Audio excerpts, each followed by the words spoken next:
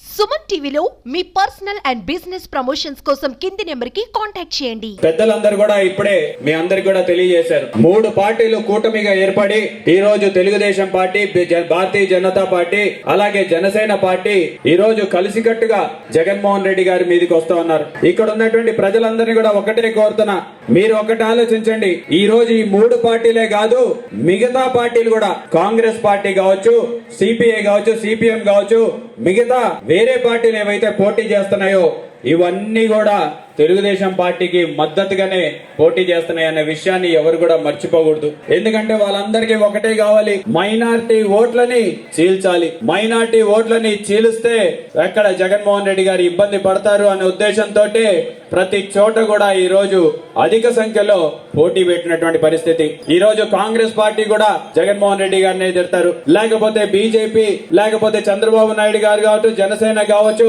CPI కావచ్చు, CPM కావచ్చు, అన్ని పార్టీలు కూడా ఈ రోజు జగన్మోహన్ రెడ్డి గారిని మాత్రమే తిడుతున్నారు. మరి మీ అందరికి కూడా ఇప్పటికే రాజకీయం అర్థమై ఉంటది. కేవలం మైనార్టీలందరూ కూడా జగన్మోహన్ రెడ్డి గారి వైపు ఉన్నారు కాబట్టి మైనార్టీలను చీల్చే కుట్ర ఇక్కడ జరుగుతుందనే విషయాన్ని మీరందరూ కూడా గమనించాలి. మైనార్టీ ఓట్లలో చీలికి వస్తే వైఎస్ఆర్ సిపి వైపు రాకుండా మిగతా పార్టీలకు పడితే అవన్నీ కూడా తెలుగుదేశం వారికి, బీజేపీ వారికి వెళ్ళినట్టుగా మనం అందరం కూడా అర్థం చేసుకోవాలని చెప్పేసి కూడా కోరుతున్నా. మీరు ఒకటే ఆలోచించండి, 2019 ఎన్నికల్లో మన పార్టీ తరపున నుంచి 5 మంది ఎమ్మెల్యే అభ్యర్థులు పోటీ చేస్తే 4 గెలిచి అసెంబ్లీకి పంపించినటువంటి ఘనత మైనార్టీలని ఈ రోజు జగన్మోహన్ రెడ్డి గారికి పంపించారు.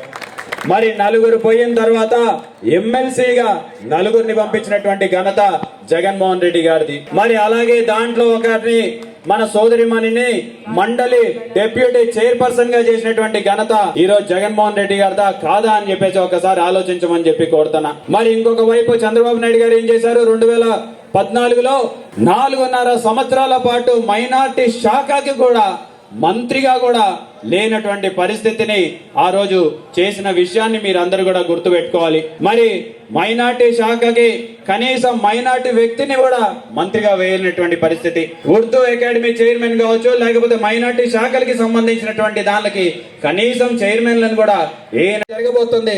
కేవలం వారం సమయం ఉంది. ఈ వారం రోజుల్లో కూడా మన వాళ్ళందరూ కూడా కష్టపడదాం.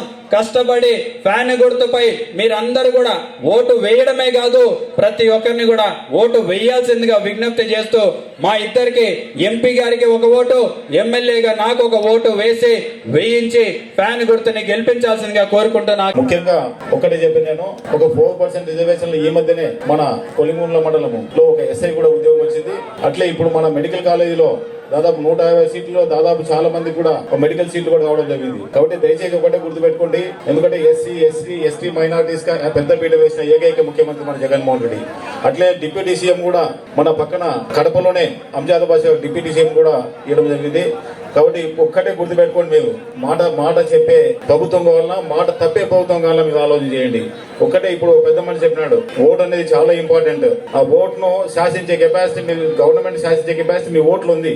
కాబట్టి దయచేసి ఆ ఓటును సద్వినియోగం చేసుకోండి. ముఖ్యంగా ఈ వైఎస్ఆర్సీపీ పార్టీ అంటే BC, SC, ST minority party అని చెప్పి మీకుంతా తెలుపుతున్నాను. పోనీ ఏ రోజన్నా అన్నాడా చంద్రబాబు నాయుడు ఈ తెలుగుదేశం పార్టీ ఎస్సీ పార్టీ అని, బీసీ పార్టీ అని, మైనారిటీ పార్టీని ఏ రోజైనా అన్నావా చంద్రబాబు నాయుడు అని చెప్పి నేను గట్టిగా తెలుపుతున్నా. ముఖ్యంగా చంద్రబాబు నాయుడు 2014లో బీజేపీతో జత కట్టి వేలాది కోట్ల రూపాయలు ఇక్కడ మన ఆంధ్రప్రదేశ్ తీసుకొచ్చిన తర్వాత మైనార్టీ సంక్షేమానికి ఆయన ఖర్చు పెట్టింది ఎంతంటే 2300 కోట్లు 5 సంవత్సరాల్లో ఖర్చు పెట్టాడు. కరోనా కూడా లేదప్పుడు. మైనార్టీ సంక్షేమానికి ఆయన ఖర్చు పెట్టింది 2300 కోట్లు.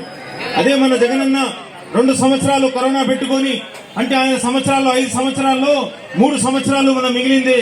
అందులో 13,700 కోట్లు డైరెక్ట్ గా వేస్తే, ఇండైరెక్ట్ గా 7,300 కోట్లు వేస్తే 21,000 కోట్ల రూపాయలు మైనార్టీ సంక్షేమానికి ఖర్చు పెట్టింది ఎవరంటే ఆ మనసున్న మహారాజు జగన్మోహన్ రెడ్డి గారు అని చెప్పి నేను మీకు అంతా తెలుపుకుంటున్నాను. ఒక్కసారి ఇనుకోండి ముస్లిం సోదరులారా, నంద్యాలలో ఎప్పుడు కూడా రాజకీయాలు చేస్తున్నాడు ఎవరంటే చంద్రబాబు నాయుడే. నా సొంత మనకి తెలుసు, బైపాస్ ఎలక్షన్ బై ఎలక్షన్లలో ఇంతవరకు ఒక మంత్రి కూడా చేయలేదు. 2014 లో చంద్రబాబు నాయుడు 4.5 సంవత్సరాలు ఒక మంత్రి కూడా లేకుండా ఉన్నాడు. ఈ నంద్యాల ఎలక్షన్ వచ్చిన వెంటనే ఊసరి వెళ్లి రంగులు మార్చే చంద్రబాబు నాయుడు ఇమీడియట్ గా ఇక్కడ ఫరూక్ గారిని పిలిపించుకుని మినిస్టర్ ఇచ్చిన చరిత్ర చంద్రబాబు నాయుడుది. అంటే 4.5 సంవత్సరాలు ముస్లిం మైనారిటీని గుర్తు రాలేదా అని చెప్పి చంద్రబాబుని గట్టిగా అడుగుతున్నాను. దాని తర్వాత మా యొక్క చైర్మన్లు ఏదైతే ఉన్నాయో ఉర్దూ అకాడమీ గానీ, హజ్ కమిటీ గానీ, వక్ఫ్ బోర్డ్ చైర్మన్ గానీ దగ్గర 4 సంవత్సరాలు ఫిలప్ చేయని హీన చరిత్ర ఎవరిదంటే ఆయనే చంద్రబాబు నాయుడు అని చెప్పి నేను మిగతా తెలుపుతా ఉన్నాను. ముఖ్యంగా ఇప్పుడు ఏదో మాట్లాడుతున్నాడు చంద్రబాబు నాయుడు. మొన్న ఏదో నెల్లూరులో సభ పెట్టి అంటున్నాడు 4% రిజర్వేషన్ నేనేం తీయలేను. అదే మాట నువ్వు అమిత్ షా ముందు నువ్వు చెప్పగలవా? అదే మాట నువ్వు దగ్గర బయటకు వచ్చి ఒక్కసారి నువ్వు అనగలవా?